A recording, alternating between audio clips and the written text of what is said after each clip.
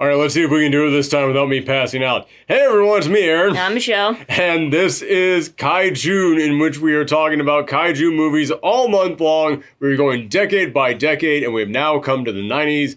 And as much fun as it would have been to review that 90s American Godzilla film, which you actually recommended us doing, yes. And I was considering it myself. I went, no. We've already done 2 Godzilla films. We definitely have at least one more coming up before this month is over with. We have not touched Gamera yet, and I've never even fully watched a Gamera film without a tiny man and his 2 robot friends in the bottom corner making fun of it the whole time. So I was like, you know what, let's finally go ahead and do a Gamera film, because I have heard that there's a really good Gamera trilogy that started in the 90s. You know, I always thought like Gamera was like originally a character from Godzilla, and he had his own spin-off. Like Mothra. Yeah. And yeah, I can understand that, because when we were kids, like there was like a giant monster boom in like the 70s in America. I know that my parents were big fans of them back then. We were not alive in the 70s. No. But we still like got that like overlap of like hearing people talk about in the past. So like, yeah, there was a lot that we didn't fully know. We were just aware of what the monsters were. Yeah. So yeah, it's kind of like, it's kind of like the people who don't know comic books are like, yeah, Superman and Spider-Man are part of the same thing, right? It's like, sure, I'm glad you know who they are. Great. But yeah, in case you guys are wondering, by the way, what I meant by that intro, that was not me saying anything negative about this film. We have recorded this already, but I was so sleepy when we were recording it, I was passing out.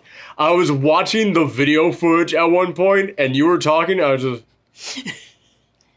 And like, at the end of the review, I was trying to get my final thoughts out there. And I was just like... And so, it's kind of like this... Hold on. Wait. I can think of the word. Oh, stay awake, me. I was like, no, you know what, fuck it, we're just gonna redo the review. Yeah, you're more awake now. I'm more awake now. Yeah. I still might pass out when we get to the next film we gotta talk about today, but for now, I am here. Yes. So, yes, this, as I said, it's the first time I've ever watched Gamera full film, but I was aware of certain elements of it. But speaking of you thinking that it was like Godzilla, I honestly assumed it was going to be essentially the same thing too, and I will admit, we should not have watched all these kaiju movies back to back, because they are starting to bleed together a little bit. You can only watch giant cities being destroyed so many times. Oh god, we're going to do like a Roland Emmerich month or something at some point doing this show. But, speaking of Godzilla, watching this, it really surprised me how it has an overlap with Godzilla. Like, there is a Venn diagram, and there is a middle in there, but the rest of Gamera is on the opposite side of Godzilla. Like, Godzilla, yeah, he does fight a lot of big, crazy monsters, and a lot of them come from, like, space and aliens and stuff, but aliens are still science fiction, not fantasy. And Godzilla himself was created by an atomic bomb that is science. It's not fantasy. It is science fiction because it creates a giant lizard out of it, but it is still science related. Gamera is all fantasy. Yeah. Gamera is all about the lost city of Atlantis. Yeah, like mythology. Yeah. Exactly. So there's that element of it. But also Godzilla, he'll save the humans from the other monster, but he's not really trying to do it. He's trying to just defeat the giant monster. If it's convenient, he'll do it. Exactly. Like, Godzilla rescued us. Ignore all those buildings that he stepped on. No one was in there, I swear. It was a weekend. No one was at work that day. But Gamera actively tries to help people. There's even like a moment in here in which we see like the big villain monsters attacking one of our heroes, and then Gamera like puts his hand down to block it. So it's not even like, oh, he's protecting them by stopping the monster. No, he's actually going out of his way to try and save the people. Which that was something that I was always aware of. I'd always heard though, like, I believe the phrase was Gamera is friend to children everywhere. It's something like that is what I'd always heard. But yeah, I'd always known that Gamera was meant to be more friendly, like a hero protector type monster. But watching this is like, oh, okay, yeah, that's definitely part of it. But the other part that I wasn't aware of at all is that in Godzilla films, the military tends to be the good guys. Not always. Not all of them. However, for the vast majority of them, the military is trying to save the people from Godzilla or from the other monster, and then Godzilla shows them, they're like, all right, back off, let Godzilla handle it from here. Outside of a very few examples, typically involving Mechagodzilla, the military tends to be the good guys. In fact, I know specifically at least 2 Mechagodzilla films where they are definitely the good guys and Godzilla is the villain. In here, and from what I understand about, I did do a little bit of research after watching this into other Gamera films, because this did pique my interest. But apparently a running theme is, yeah, fuck the military. Like that is a running theme of the Gamera films. Is that no, the military is actively trying to stop Gamera, and we need to get them to back off so that Gamera can save us all from the giant monsters because the military can't do it.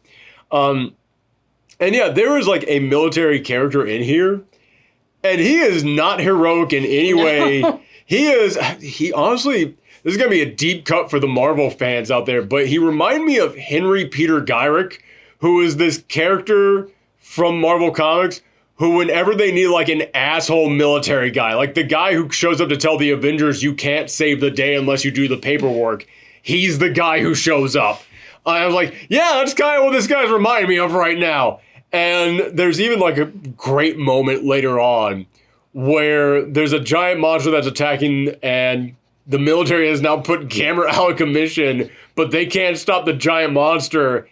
And our 2 protagonists are standing there watching in horror at what the giant monster is doing. And then the military guy realizes they can't stop, and they just go, only Gamera can save us now. And I can't remember what our protagonist said, but she turns to him and it's essentially, you fucking idiot. And man, that got the biggest laugh out of me on this whole thing. And I was like, man, I can't imagine watching a Godzilla film where someone turns to the military guys and are like, what the fuck is wrong with you? Maybe Shin Godzilla. But, yeah, I was like, oh well, it's kind of cool how there is differences between this and Godzilla. I will say though, I don't know why I decided to do this. I've never done this with any of the other films we've reviewed, but I looked up other reviews of this. Gotta turn my phone off. I looked up other reviews of this, and I saw a Siskel and Ebert review. I was like, I was not expecting that. All right, I'm gonna listen to this. And no disrespect to Siskel and Ebert, but they kind of had track. I'll put it to you like this. If Siskel and Ebert didn't exist at the time in which they did exist, and they existed now during the online internet critic period, they would be some of the most hated critics on the internet, because people would be like, what the fuck are you, did you even watch the film? And this is one of those instances in which Ebert liked it. No, wait. Ebert was the fat one. Yes. Okay. Ebert liked it, and Siskel hated it. But Ebert was like, yeah, it's kind of a dumb, turn your brain off monster movie, and you know what, it's not a good film, but I enjoyed it for what it was. And I was just kind of like, I feel like if you are entrenched in giant monster movies, you will watch this, and you will appreciate what makes it different and what makes it unique. I feel like if you are not entrenched in giant monster movies, you're going to watch this and think it is exactly the same as Godzilla. Yeah. Yeah. But like I said, we've been watching kaiju movies all month long. I was able to appreciate the differences in this. I just don't think that, I'll put it to you like this. I think that if you watch Godzilla and you don't like Godzilla, you're not going to like Gamera. You're not going to be able to get far enough into this in order for you to appreciate the things that make it unique. But again, that's not me saying that makes it a bad film. No, that's just me saying it is still within that sphere over there. It has that same vibe. It has that same vibe, yes. If you have been watching kaiju films going, okay, I don't like these, when am I going to find the one that I like? I don't think this is still so similar to a lot of them that even with the differences, I think that you'll still be like, it's that stuff that I don't like. But I enjoyed this. I really did. We have also gone a long way without actually explaining the plot of this. Simple plot of this is this scientist lady who she studies birds. And I don't remember what that's called. Ornithologist? Thank you for researching it, because on the previous episode, you called her a dentist. I said orthodontist by accident. And I was like, man, I'm out of it, but I know that's wrong. I corrected myself. You did correct yourself, yes. She's a bird dentist. Bird dentist. She's a kaiju dentist, which oddly enough is a thing that comes up in the MonsterVerse film. Which I actually kind of like that they actually thought that up. It's like, hey, somebody has to be the vet for these guys. They're endangered species. So she goes to this village where there have been reports of like giant attacks, and she gets there and it looks great. Like the whole town is destroyed, and it's a small town, but like I really like. I don't even want to say practical effects because it's not effects. They just made a destroyed building there. But she goes there and she starts looking around and she finds that there are these giant bird monsters. But even by kaiju size, they're not that big yet. Yeah, they don't even look like birds. Like, they look more like dragons. Yeah, like I got the vibe they were going for like pterodactyl, pterodon, whatever you want to call them. pterosaur. Thank you. Yeah. But pterodactyls and pterodons do exist. They are part of the pterosaur family. So. Okay, gotcha. Because, yeah, that's one of those things that they changed since I was a kid. And I was like, oh, God, I gotta remember new names now. But, yeah, they look kind of like part dragon, part pterodactyl. But I will say, this is something that was another big difference between this and Godzilla. And it's something that I recognized from when I was a kid watching Mystery Science Theater 3000, and they would occasionally do Gamera films. Gamera and the monsters that he fought were still guys in suits like with Godzilla, but with Godzilla, it was all guys in suits. They love to often in those films just use puppets to represent them or toys to represent them. And in this, Gamera throughout the whole thing is a guy in a suit. But these guys, very often, it's puppets. And it looks like nom nom nom nom. Like it gets a little sock puppety at times. Yeah. Like I gotta admit, they're nice designs, but they are. Listen, I do not know what the budget on this was, but I researched enough of it to know it was not high. They didn't have a ton of faith in this Gamera film. This was like meant to be a reboot to Gamera because we previously talked about how Godzilla had different eras: the Showa era, the Heisei era. This was the beginning of the Heisei era for Gamera, so it was meant to reboot Gamera, but they still were like, yeah, you were never quite as big as Godzilla. We're not going to give you quite that budget. So you can definitely look at, like, they're called Gauss, I believe it was. Yeah, something like that. And you can look at them and go, okay, that's where the budget ran out a little bit. But it's like, they come, like, Gao, but like it's a singular. Yes. Even though there's like 3 of them, and I always found that very interesting. Yeah, and as the film goes along, you kind of get a little bit of a sense of maybe why that might be, because, minor spoiler, Gamera takes out 2 of them, but then the other one gets real big. And in my mind, I was like, is that just kind of like the pattern of each of them? Or, yeah, the fact that they did kind of keep referring to them almost like a singular thing made me just go like, okay, is the idea that like, when some of them die, they absorb the energies of the others? I don't know. It's kind of, there's stuff that you can theorize in there. I don't know. It's like the reverse of like when a cartoon character gets smashed on the head with a mallet and there's tons of them running around. Like I see it. But yeah, so they discover these pterodactyl things, and that's another thing that I got to point out that makes this different from Godzilla. This film, despite the fact that Gamera is supposed to be like the friend of children, as I had always heard when I was growing up, this film is bloody. Like, it is kind of graphic. Like, when she shows up to that village, she just finds a big pile of poop in there. And she sorts around it, and she pulls out her mentor's glasses. And like, oh, that's a layer of detail you don't normally get in these films.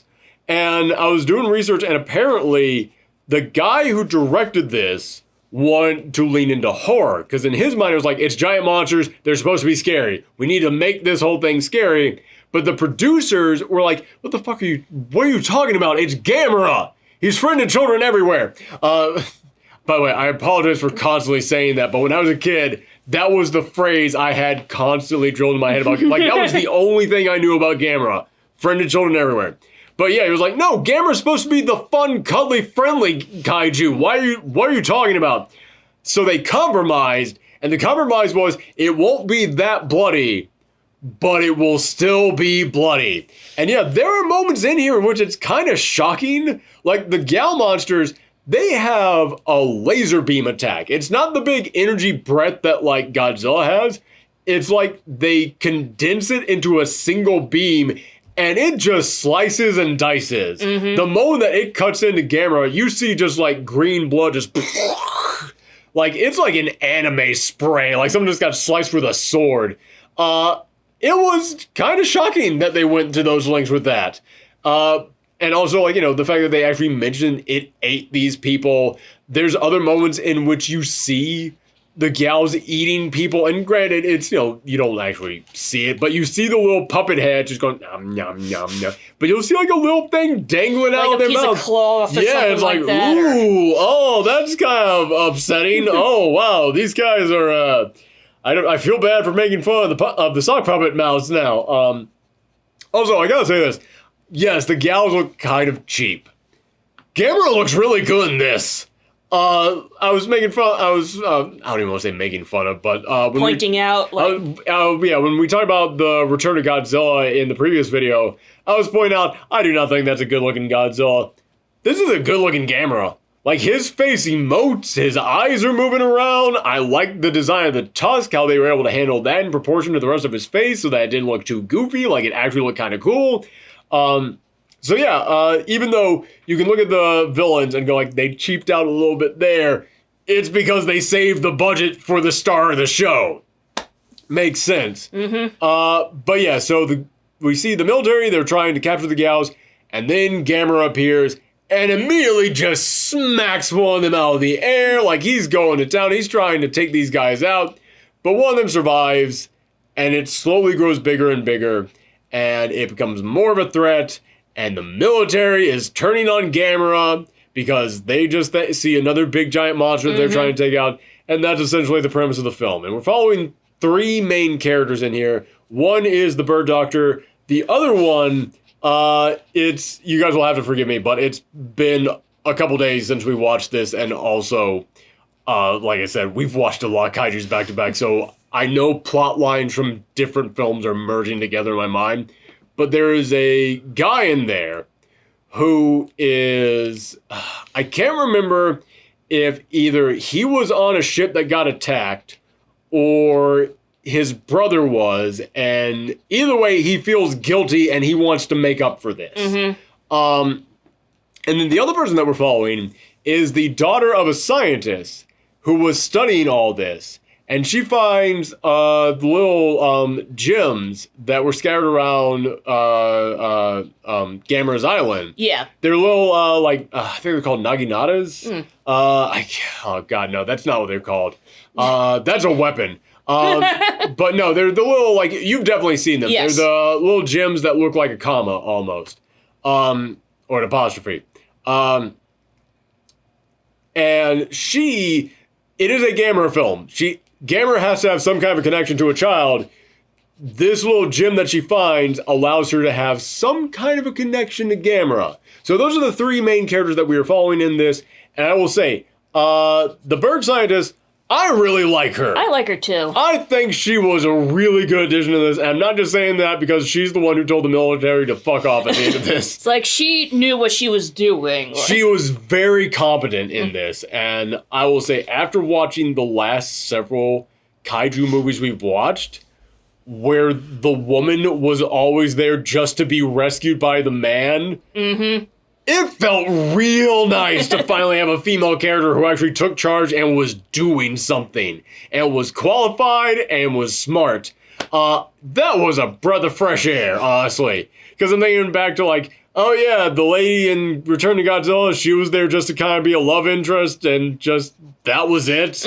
Nothing there to it. Then Dwan from King Kong. We all know how I feel about Dwan from King Kong. Nothing more needs to be said there. The one in War of the Gargantuas, she was better, but she still was like, oh, I'm falling, help, save me.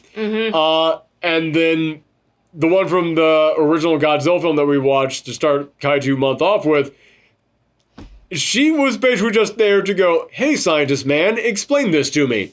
So yeah, it felt real nice to be like, oh my god, a competent female character, yes, hooray.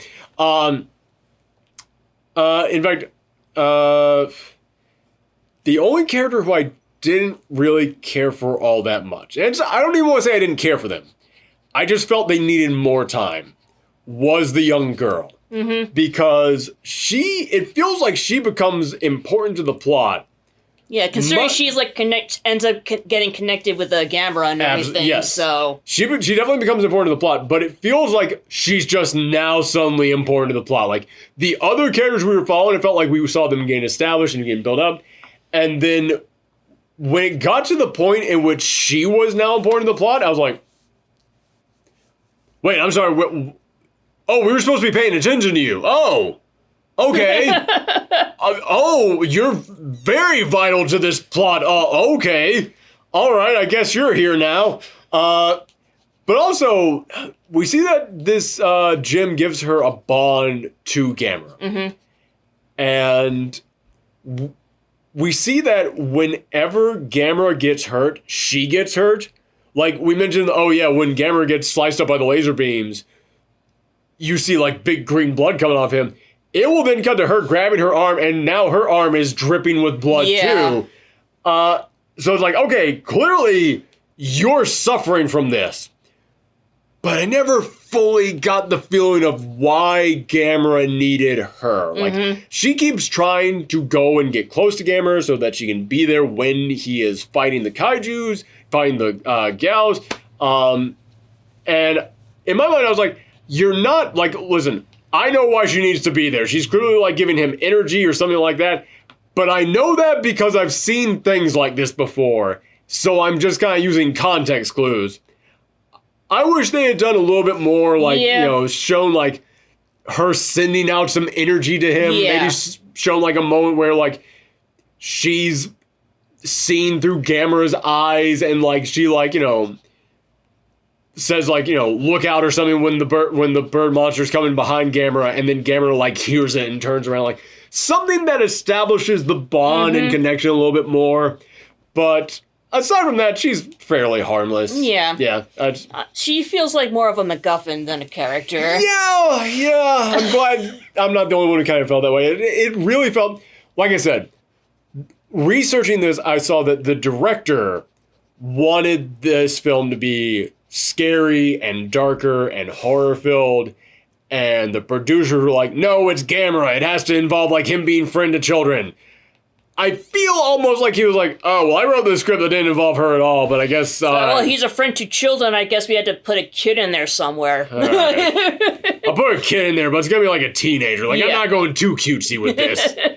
But yeah, she's still, like, she's unoffensive.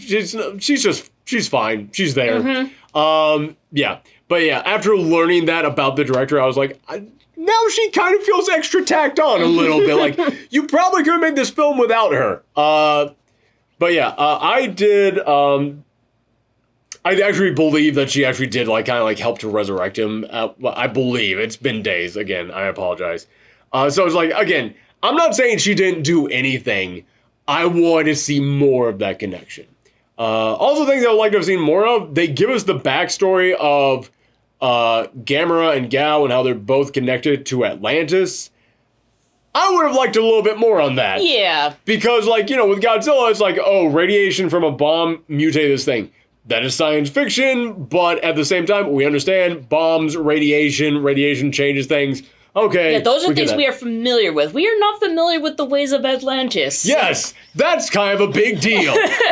And there's, like, they're in a museum early on in which they're hearing about this stuff. But I would have liked, again, this was probably outside their budget.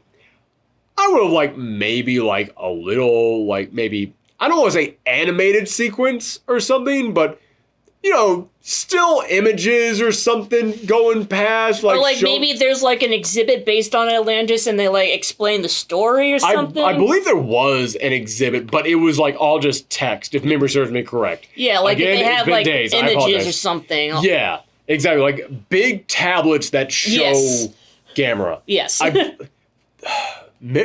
For some reason, I want to say there was a tablet of Gao. Again, it's been days. I apologize, everybody. Yeah, for anybody who hasn't been paying attention to me on my socials, my computer was out for like a week. So we had to keep watching these, but we haven't been able to record anything because I couldn't edit anything for like a couple days. So I will admit there's probably some stuff I'm forgetting in here. I apologize. But as for other positives I did like about this, I mentioned that the budget is not high.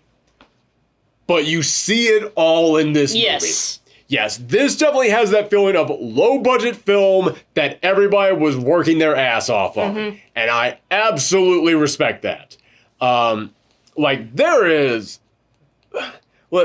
Listen, it's not cutting-edge CGI or anything like that. Sometimes the monsters do just look like sock puppets. However, when they're actually fighting, when Gamera is, like, soaring around the city after the giant pterodactyl monster, it looks pretty damn good. And there's like moments in which they're flying up into space and then like doing a spinning pile driver back down to the earth. That's actually awesome.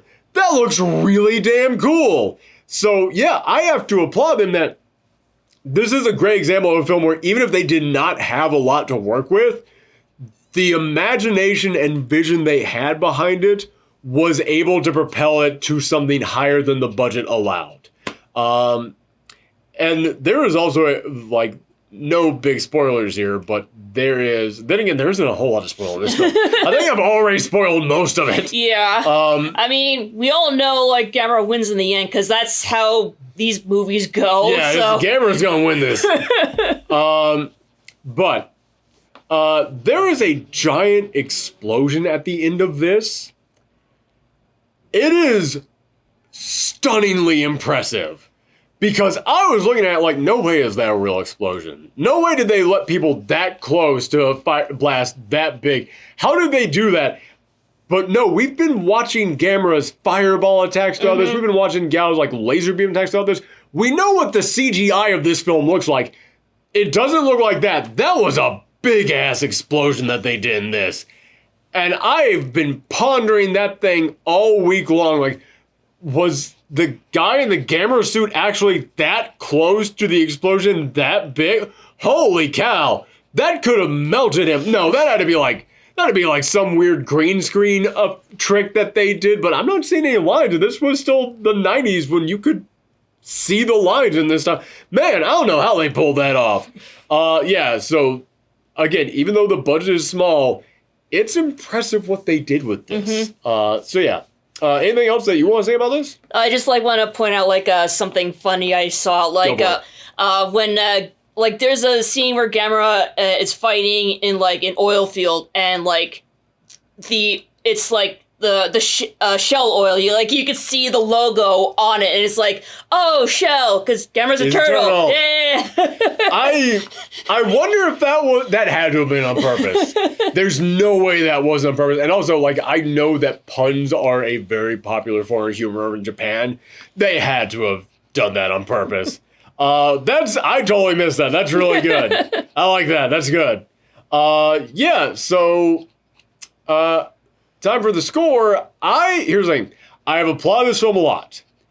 But in all honesty, I don't think it ever really, like, reaches any big, high greatness. Like, it never... I'm going to give this a B. But I know normally when I give something a B, it seems almost like a negative because it's like... Because normally when I give someone a B, it's like, oh, it's got a lot of, like, really good A-class things. But then a whole bunch of things that are down around, like, C and D. And I guess it all kind of evens out to being a B. This isn't that. This is solid B all the way through. Yeah. Like, I enjoyed this from start to finish. Just at no point was I like, oh my God, like, at no point did it get up to A. but it never dropped below B. It was always like at that solid, like, yeah, this is just flat out enjoyable. Throughout the entire thing, I am having a good time with this. What about you? What do you think? I thought it was good, like, considering, like, it does not have, it's trying to be similar to Godzilla, but does not have the Godzilla budget, like a Diet Godzilla, and I don't mean that in a bad way at all. It's like, it's done what it needs to do, and I appreciate it. Solid B, just like you said. I'm trying to think of what's an example of a thing that there has to be a term for it. And I know that there is for something that doesn't have as much money as something else, but is able to replicate that. And there has to be a word for that, but over the past several years, we have only used the phrase Timu for anything like that to be a bad example. It was like, no, there have to be good examples out there. I know there are good examples of it. There has to be a word for that thing that does the thing just as well, but on a smaller budget. It's just everybody uses that expression negatively because we just keep associating with Timu. It's like, no, what's the anti-Timu? What's the thing that costs less but is just as good? It's gotta be the, like... Walmart? I don't know. I don't want to say that because Walmart's evil, but the bag cereal underneath the regular cereal... Oh, yes, Yeah. The one that nobody picks because it looks cheaper, but in all honesty, it tastes exactly the same. Yeah, it's that yes. of Godzilla films. That's the longest way we've gone for a metaphor ever. But you guys know what we're saying. But yeah, so solid B around. And I will say this. First Gamera film I've ever fully watched. I am interested in seeing the rest of this trilogy, because this was the first part of a trilogy, and I know that because this film was such a success, the producers gave the director more freedom on the next film, so he got to lean more into the horror elements that he wanted. I'm now very intrigued to see where that went. So I actually do want to see the rest of this trilogy, and that's the best compliment that I can give this film. It made me want to watch more Gamera. So there you go, that is it. We should really do these reviews twice more often because this was far more coherent and quicker. But yes, thank you. We will be back tomorrow with the next part of KaiJUNE, in which we are going to the 2000s and we're heading back to America with Cloverfield. See you then, everybody. Bye.